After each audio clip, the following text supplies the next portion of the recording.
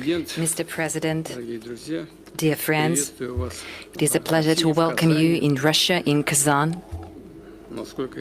As far as I know, this is your first visit to Russia. This year, your country chairs in the ASEAN, and we are happy that during your chairmanship in the ASEAN, we will celebrate the 38th anniversary of our relationship with the association. The commemorative summit is a landmark in the development of the Russia-ASEAN strategic partnership. Together, tomorrow, we'll co-chair plenary of the summit and present our deliverables to mass media. But first of all, I would like once again to congratulate you, distinguished Mr. President, and all the people of the Philippines on the Independence Day on the 12th of June. Symbolically, we in Russia also celebrate our national holiday, the Day of Russia, on the same date, the 12th of June. This is a happy coincidence. On top of that, this month, diplomatic relationship with the Philippines mark their 50th anniversary.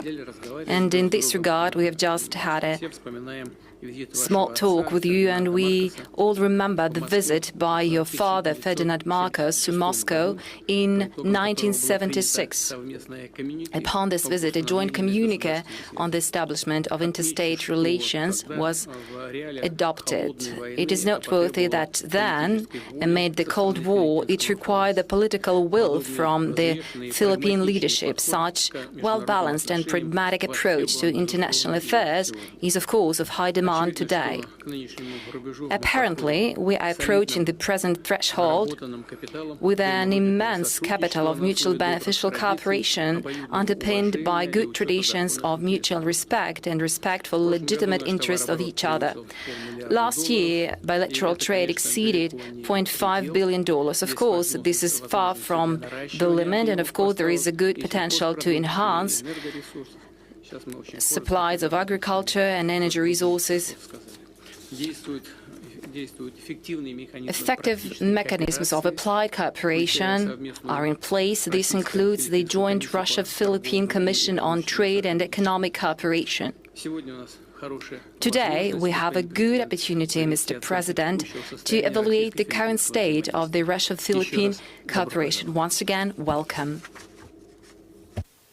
Thank you very much, Your Excellency, Mr. President. First of all, allow me to convey my gratitude for the warm hospitality that your government and your people have shown to myself and this delegation, and speaking as chair of ASEAN, to all of the member states of ASEAN who have come for this very important summit. It is, as you have mentioned, Mr. President, it is a particularly significant time for us to be meeting, as this is the 50 years celebration of Philippine-Russian ties. And we welcome the efforts of our respective embassies. Since last year, as they have spearheaded initiatives that celebrated this milestone, and in particular, the photo exhibition that was held in Moscow, inaugurated and displayed in the Foreign Ministry in Moscow. We hope to continue our regular conduct of political consultations between our foreign ministries. They provide a very important opportunity to explore further ways of cooperation.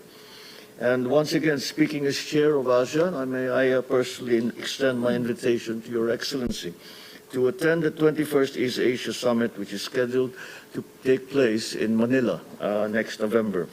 The East Asia Summit remains an integral part in maintaining a regional architecture towards our shared goal of a stable, secure, and prosperous region.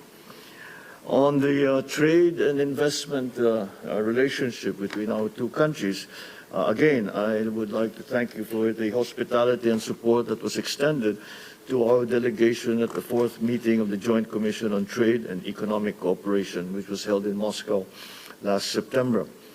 We appreciate the forward-looking exchange and on the different structural issues that affect the trade and between our two countries. And as you have mentioned, Your Excellency, there are many potential areas that I think we should that's still open to explore. And I think that the present level of trade, although it is steady, I think that there is a great deal more that we can do.